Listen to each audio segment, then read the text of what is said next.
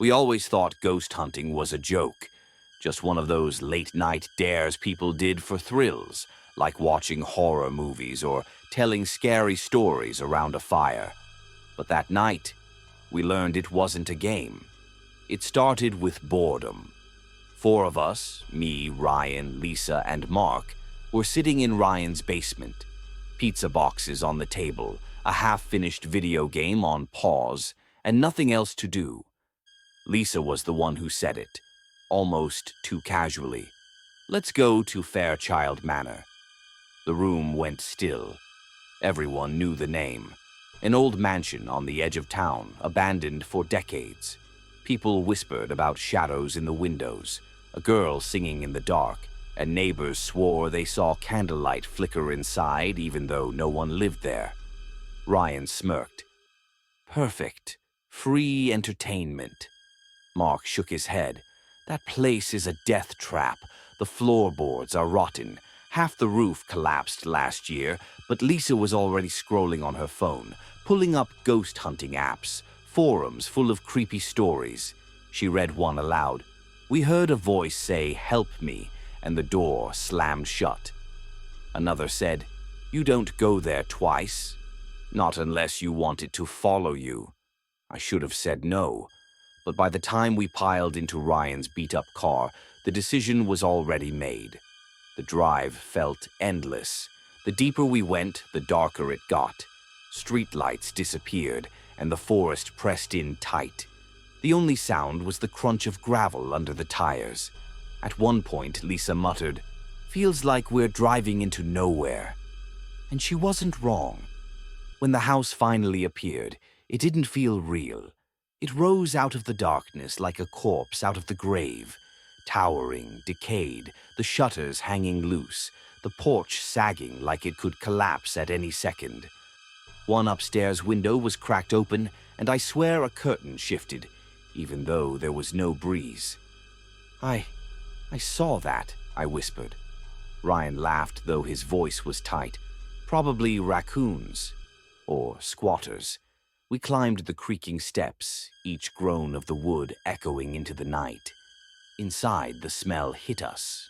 Mold, rust, and something else, something coppery, like dried blood. The walls were stained, the wallpaper curling. Our flashlights cut through dust so thick it looked like fog. Lisa, brave as ever, raised her phone. "Is there anyone here with us?" Silence. But when she replayed the recording, we all leaned in close. A whisper, barely audible, but there. "Leave." My skin went cold. Mark swallowed hard. That was nothing. Just static. Lisa replayed it. The word was clear. "Leave." We didn't listen. Ryan grinned, opening a ghost box app. His voice echoed down the halls as he asked, "If you're here, make a noise." Static. "Can you show yourself?" Silence, then. "What do you want from us?" The answer came sharp, cutting through the static. "Blood." We froze. Even Ryan's smirk disappeared. The house seemed to shift around us, the air dropping several degrees. Then, bang! A door slammed upstairs. We jumped. Footsteps followed, slow and dragging. Something heavy scraped across the floor. Lisa's phone buzzed violently in her hand. "Caller ID, Fairchild Manor." She answered, at first just breathing. Deep, ragged, too close. Then a child's voice whispered, "Why are you here?" Her scream shook the walls. We bolted. Ryan yanked the front door open, but instead of the night, we saw the same hallway behind it. Every door led back inside. Windows were nailed shut, impossible to open. Shadows crawled across the walls, bending against the light. The whisper followed over and over. "Why are you here? Why are you here?"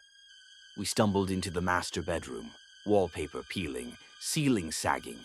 On the wall, smeared in something dark, were the words, "Stay forever." Mark tried to sound brave. "This is just kids messing around." But then the closet door creaked open. Two glowing eyes stared back from the dark. We ran like our lives depended on it. Through the kitchen, past the broken dining table, back to the foyer. Ryan grabbed the handle again. This time, the door opened. Cold night air hit us like a wave. We didn't stop running until we collapsed into the car. Ryan floored it, tires spitting gravel. The house shrank into the trees, swallowed by the night. No one spoke the entire ride home. The next morning, Lisa replayed her recordings. The whispers were still there, the voice saying blood, the breathing. But at the very end, as we screamed and ran, something else emerged. A child's laughter. We never went back. We never talked about it again. But sometimes, when the night is too quiet, I hear it, faint outside my window. Because whatever answered us that night didn't stay in Fairchild Manor.